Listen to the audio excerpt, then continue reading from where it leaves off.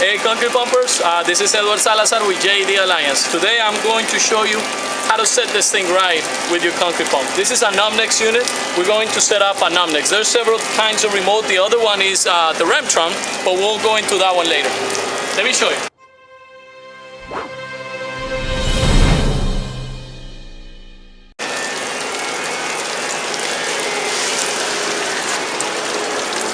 So the first thing you want to do is you want to take these tabs, push them down, making sure this whole unit comes out.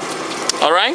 Then the next step is going to be you're going to press this bottom button up, then this one, and then you're going to release the bottom one, and you release the top one. Now you're going to have a light right there. So you got that on. Now you're going to press. You got to get power. I'm sorry. You got to get power to your unit first. Power the unit up.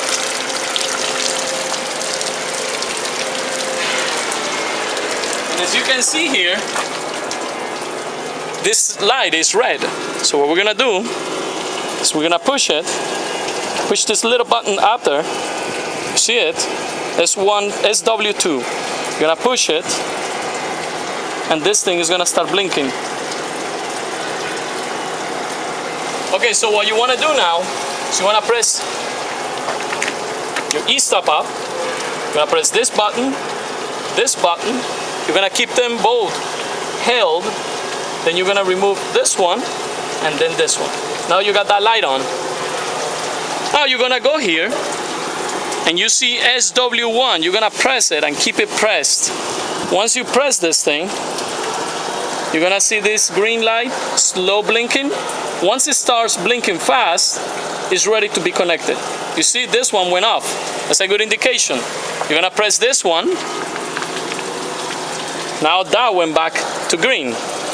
That means it's linked. Now we're gonna cycle the machine one time and that'll be it. That's it. Thank you so much.